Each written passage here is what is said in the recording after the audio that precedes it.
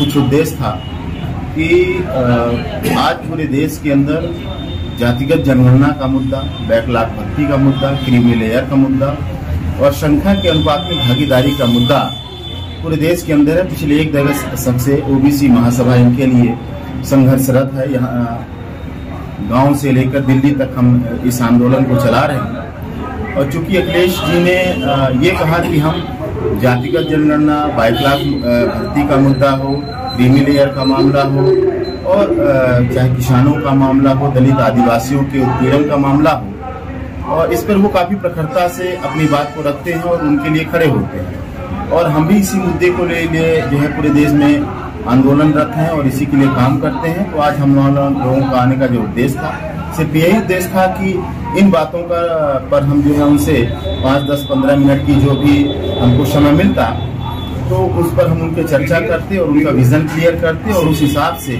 जो देश की आधी से ज्यादा आबादी है, जो पिछड़ा वर्ग है, उसके हक उत्थान के लिए हम अपना कितना सहयोग दे सकते हैं, उसके बारे में उनसे चर्चा करनी थी हमको। पर अनफॉर्चुनेटली ऐसा हुआ कि वो तकनीकी खराबी से नहीं आ चुके और हम लोग का तो सिर्फ एक ही मकसद है, एक ही उद्देश्य है कि संख्या के अनुपात में देश के अंदर जितने भी वर्ग हैं, चाहे SC की हो, ST की हो, हमारा OBC का भाई आगे बढ़े और कैसे बढ़ा सकते हैं, इस बात को हम लोग प्रयास कर रहे हैं। और इसी तरह हर विधानसभा में जहां OBC का, SC ST आरक्षित है तो वहां पे हम लोग बहुत प्रयास नहीं कर रहे हैं क्योंकि वहां पे सारे लोग SC ST के हैं। और एक हम लोगों का पहला उद्देश्य ये भी है कि सत्ता परिवर्तन। जी सत्ता परिवर्तन नहीं होगा तो बाबू जगदेव प्रसाद जी ने भी कहा था कि पूरा देश, अगर आप रोड पे नहीं आओगे तो संसद बेलगाम हो जाएगी।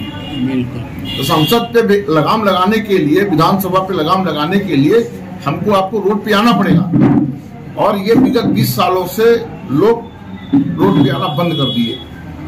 ये सोचते हैं कि आप लड़ लो, आप लड़ोगे मिलेगा तो हमको ही मिल जाएगा। ये नहीं, आपको भी आना पड़ेगा, हमें भी आना पड़ेगा, सारे लोगों को आना पड़ेगा, तभी ये सफलता मिलेगी। नहीं मिलेगी अकेले किसी की लड़ाई से कोई सफलता। अगर देश आजाद हुआ है तो लोग निकले हैं तब आजाद हुआ है। क्या कारण है कि सत्ता परिवर्तन की बात की जा रही है? क्या है सत्ता परिवर्तन का कारण यह है कि भ्रष्टाचार चरम पे है।